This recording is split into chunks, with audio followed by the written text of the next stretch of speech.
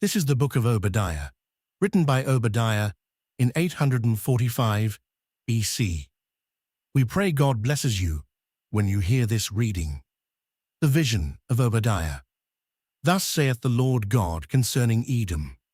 We have heard a rumor from the Lord, and an ambassador is sent among the heathen. Arise ye, and let us rise up against her in battle. Behold, I have made thee small among the heathen. Thou art greatly despised. The pride of thine heart hath deceived thee, thou that dwellest in the clefts of the rock, whose habitation is high, that saith in his heart, Who shall bring me down to the ground? Though thou exalt thyself as the eagle, and though thou set thy nest among the stars, thence will I bring thee down, saith the Lord. If thieves came to thee, if robbers by night, how art thou cut off? Would they not have stolen till they had enough? If the grape-gatherers came to thee, would they not leave some grapes? How are the things of Esau searched out? How are his hidden things sought up? All the men of thy confederacy have brought thee even to the border. The men that were at peace with thee have deceived thee, and prevailed against thee. They that eat thy bread have laid a wound under thee. There is none understanding in him. Shall I not in that day, saith the Lord, even destroy the wise men out of Edom, and understanding out of the mount of Esau? And thy mighty men, O Teman, shall be dismayed, to the end that every one of the mount of Esau may be cut off by slaughter. For thy violence against thy brother Jacob, shame shall cover thee, and thou shalt be cut off forever.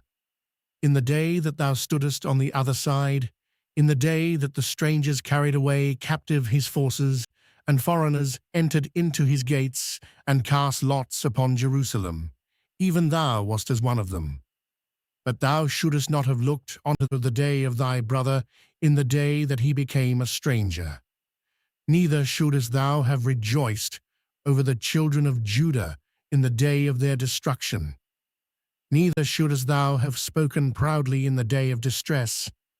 Thou shouldest not have entered into the gate of my people in the day of their calamity.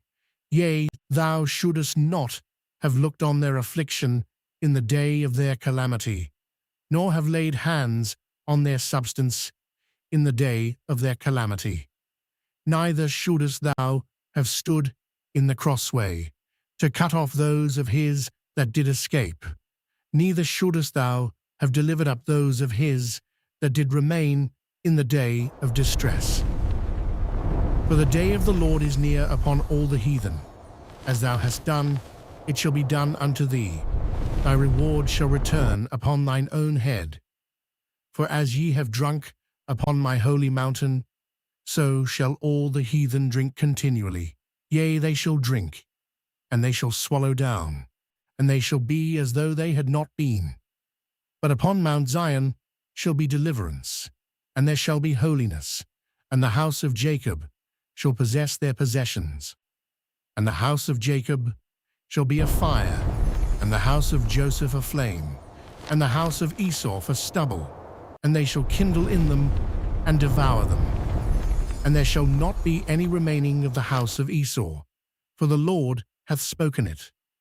And they of the south shall possess the mount of Esau, and they of the plain the Philistines.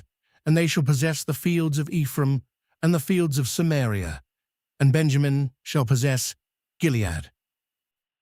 And the captivity of this host of the children of Israel shall possess that of the Canaanites, even unto Zarephath. And the captivity of Jerusalem, which is in Sepharad, shall possess the cities of the south. And saviors shall come up on Mount Zion to judge the mount of Esau, and the kingdom shall be the Lord's.